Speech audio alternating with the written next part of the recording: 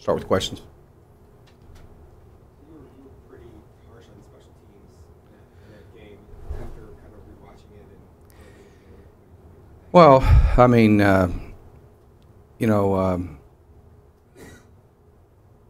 no one's more disappointed than I am. But I mean, we have ownership as coaches to have our guys prepared, and ultimately it's my responsibility. We just got to prepare our guys better. And what was disappointing is, we had 2 delay penalties, and then a couple other mental things that. And then we obviously some of the kicks were not good, but but all that rests on us. We just got to get as coaches, we got to get our players to perform better than that, and that's something we haven't characteristically played like that on. We've played, I think, pretty well on special teams, so just got to get better.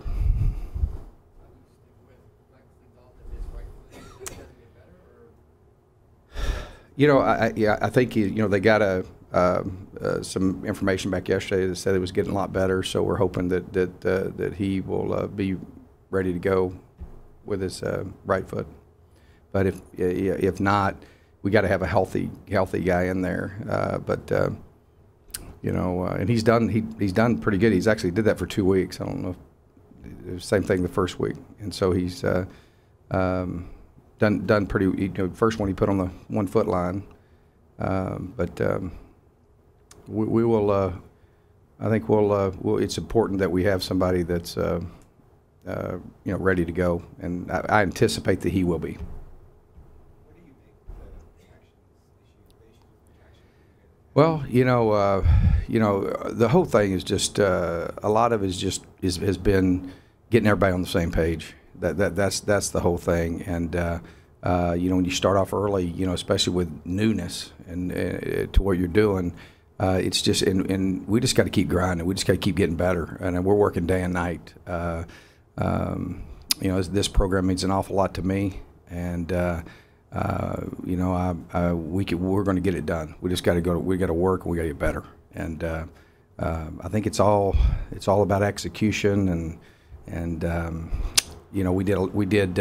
I thought we did protect better than we had the week before, and there's different factors involved in it that has to do with timing and execution that we've got to work hard and get our execution, get our timing down better than what we're doing, and then everybody, it's just getting everybody comfortable with what we're doing.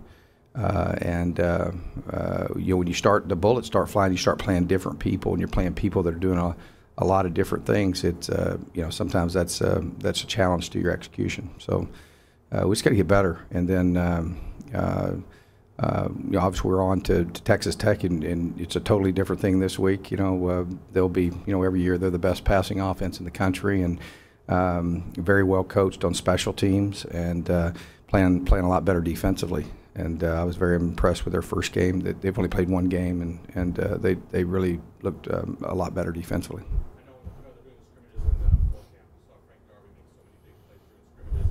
How rewarding was it to see him play the way he did? Yeah, I'm excited about Frank. I think Frank is a guy. I love his spirit on the sideline. That's our whole focus this year is our sideline and really being together and being competitive. But honoring each other with our attitude and our effort on the sideline. He's just a guy that I've been very, very impressed with, and we've done some nice things down the field. We had a big play there with John there, right? That we actually would have took the lead there. That was big, and so our vertical passing has been pretty solid. Big things get our run game going and get to executing what we know how to execute.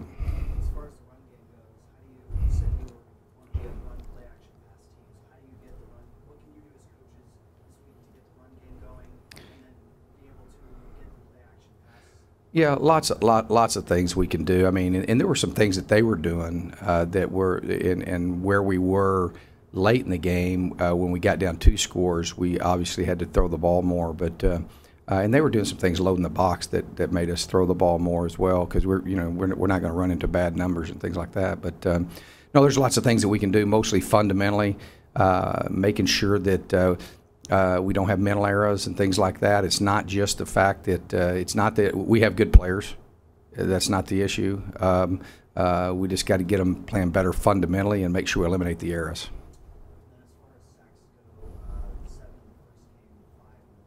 Mm-hmm.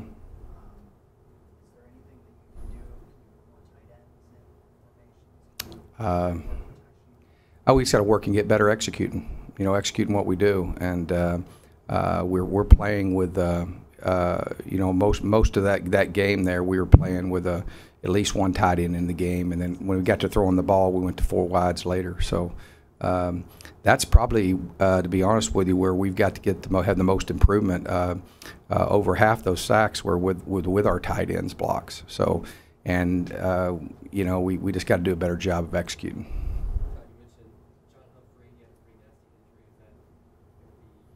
No, it's not going to be a season at all. But he'd be questionable this week.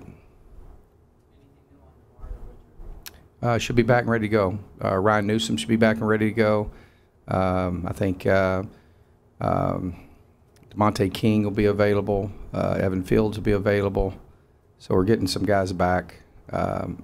Obviously, it hurts us when DeMario is such a fixture for us in protection and in running the football in the run game. It's big to have him back.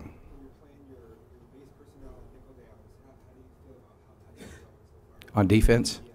Yeah, I mean, we have, had Chase back last week. We didn't have him the first week. I think against a power team like they were, I didn't, obviously Coach Bennett's making those decisions on what he wants to do, whether he wants to go nickel or stay in base. But, we've talked a lot about as you move into our league and the spread teams and stuff like that, that I think we'll do more sub packages. But we did sub and rotate in. I thought Rennell Wren did some nice things. Had some guys, we had a little bit more of a rotation going with those guys. I think they did some good things. We are doing it. We're being active up front. We're getting TFLs, getting sacks, and with minimal pressure. We just got to, you look, we gave up one long run, and then we gave up a 3rd and 21 where we came off our guy basically. But we've looked at those situations, and that's 14 points on those two plays. When we gave up 20 points defensively, really, we had a kickoff return for a touchdown, and then we kicked one out of bounds, and they kicked a field goal off of it there whenever we shanked a punt. So we obviously gave too many rushing yards, but I thought there was lots of improvement in things, especially with just how we played on the defensive line. Secondary, I thought played better too, but obviously it wasn't a passing team.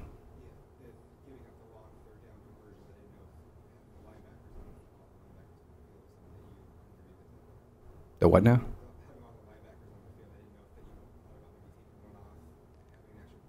Well, the whole idea is to have linebackers in there because that was the back out of the backfield that hurt. And you can. We had somebody on it. We had somebody assigned to it.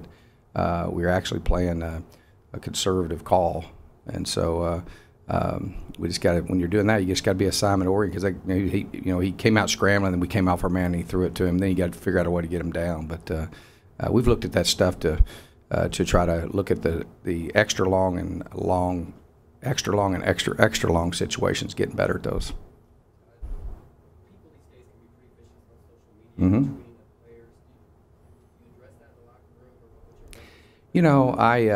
My whole deal is I'll be real honest with you. When you don't play well, nobody's more disappointed than I am, and I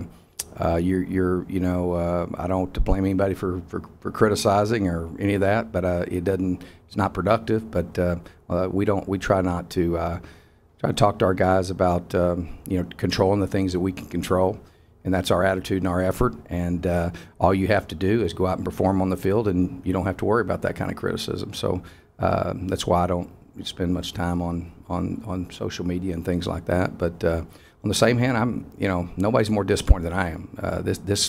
I've sunk my heart and soul in this place, and it means a lot to me. It means a lot to me to get it right. So I don't have any negative feelings towards anything negative because you bring it upon yourself not performing, and that's on us as coaches. I'm not talking about our players. Not to age you or anything, but your career predates the social media explosion.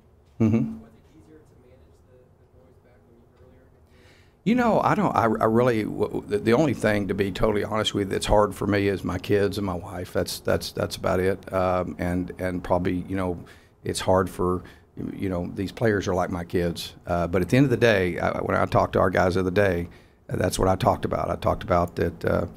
Our program, when I came in here, said we're going to be a program about competing for championships. We've done that, and we're 2 games into the season, so we got a ways to go before this season's evaluated. But I don't.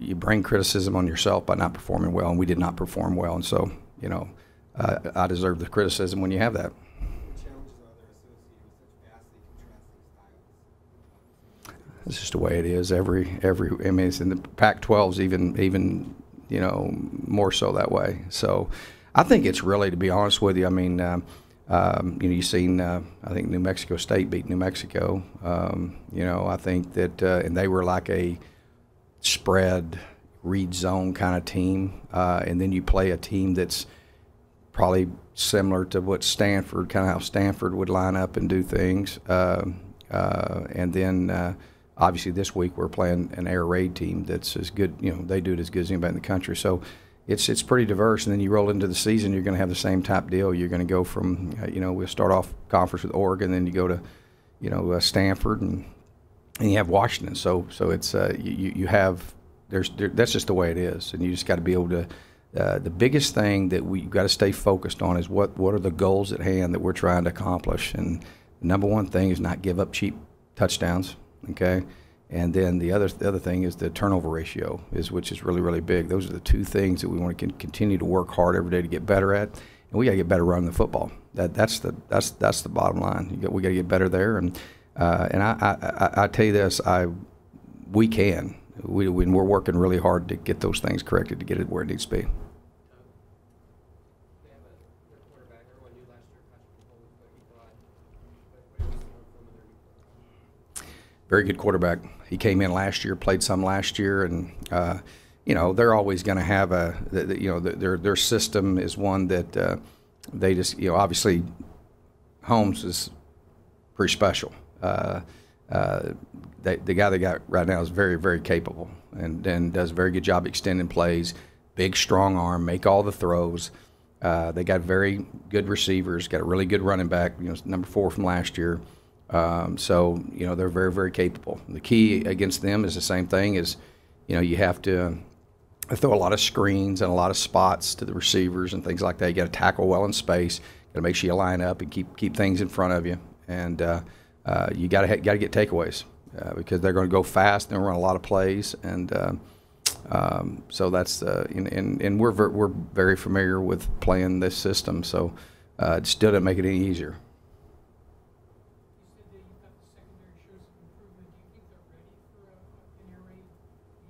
I never, you're never ready for anything. You just get it and do it.